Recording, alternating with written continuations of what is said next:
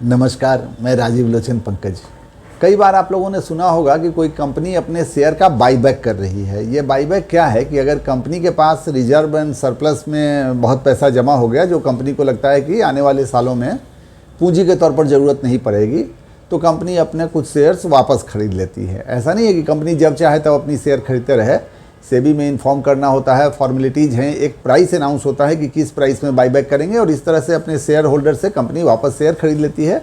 जिसमें share holders कुछ कम हो जाएं तो प्रॉफिट का डिस्ट्रीब्यूशन कम हो जाएगा। एनी हाउ, तो ये जो बाईबैक प्राइस होता है ये नॉर्मली शेयर के करेंट मार्केट प्राइस से ज़्यादा रहता है। जैसे एग्जांपल के लिए आप देखिए, अभी इन्फोसिस में बाईबैक अनाउंस है तो 1800 रुपये में बाईबैक होगा, और अभी इन्फोसिस का रेट 1450-60 के आसपास चल रहा है। तो यही होता है बाईबैक में। लेकिन बाईबैक का मतलब ये नहीं है कि कंपनी आपके पास जितने शेयर्स हैं सारे परचेज कर लेगी। कंपनी एक सर्टेन परसेंटेज अनाउंस करती है कि जो टोटल कैपिटल है उसका 5%, 10%, 15% या इस तरह से कुछ एक परसेंटेज अनाउंस करती है कंपनी की कितना परसेंट शेयर खरीदेगी। लेकिन क्या होता है कि कई बार कुछ शेयर होल्डर्स बाईबैक में पार्टिसिपेट नहीं करते हैं, मतलब अपना शेयर ऑफर नहीं करते हैं। तो कंपनी को तो उतना परसेंट शेयर लेना ही लेना है, तो उसका फ़ायदा उन लोगों को मिल जाता है जो लोग बाईबैक में अपना शेयर ऑफर करते हैं। जैसे एग्जांपल के लिए, अगर कोई कंपनी ने 10% बाईबैक अनाउंस किया है और 50% शेयर होल्डर अपना शेयर ऑफर नहीं करें, तो जो लोग भी ऑफर करेंगे, अगर किसी के पास 100 शेयर है, वो 100 शेयर ऑफर करेगा तो उसका 20% शेयर कंपनी बाईबैक में खरीद लेगी। लेकिन इसका मतलब ये भी नहीं है कि आप केवल 10% ही ऑफर कीजिए। जितना ऑफर कीजिएगा उसका 10%, 20% की बात हम लोग कर रहे हैं। तो ये हो गया मोटे तौर पर बाईबैक। लेकिन बाईबैक की चर्चा अभी मैंने इसलिए की कि पिछले साल के बजट में, 2024 के बजट में, बाईबैक को लेकर टैक्स का रूल बहुत बदल गया, और उसका कुछ लोगों को बहुत फ़ायदा होगा, कुछ लोग को नुकसान होगा, वो समझ लीजिए। अब क्या है कि बाईबैक में जो शेयर्स आपके कंपनी वाले खरीदेंगे, वो पूरा का पूरा अमाउंट जो आपको मिलेगा कंपनी से, वो पूरा का पूरा आपका इनकम काउंट होगा। उसको डिविडेंड बोलते हैं। जैसे बैंक एफडी से आपकी कोई कमाई होती है तो आपके नॉर्मल इनकम में काउंट हो जाता है, और आप जिस स्लैब में भी हैं 10%, 20%, 30%, उस रेट से टैक्स लगेगा। वही नियम इस बाईबैक वाले पर भी लागू होगा।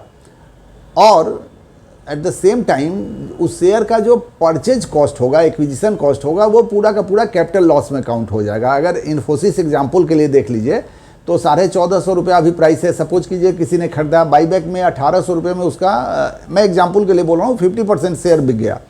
तो जो 100 शेयर अगर उसने खरीदा, 50 शेयर बाईबैक में बिक गया, तो वो 50 शेयर मल्टीप्लाइड बाय 1800 रुपये, ये पूरा का पूरा उसका नॉर्मल इनकम हो गया, जो नॉर्मल रेट से उसको टैक्स लग जाएगा। और 50 शेयर अगर उसने 1450 में खरीदा था, तो 50 शेयर्स मल्टीप्लाइड बाय 1450, 1450 रुपीज़, ये पूरा का पूरा कैपिटल लॉस हो जाएगा, जिसको आप दूसरे कैपिटल गेन से एडजस्ट कर सकते हैं। कैपिटल गेन का रूल भी जानते ही होइएगा कि long term capital gain 1.25 lakh रुपया तक टैक्स फ्री है, और देन आफ्टर 12.5% का टैक्स देना है। तो आप कैपिटल गेन से उस लॉस को एडजस्ट कर सकते हैं। तो अगर समराइज कर दूं मैं एक लाइन में, तो मेरा ख्याल है कि जो लोग भी इस साल तो टैक्स का रूल भी बदल गया ना, 12 लाख रुपये तक का नॉर्मल अगर इनकम है तो टैक्स फ्री हैं।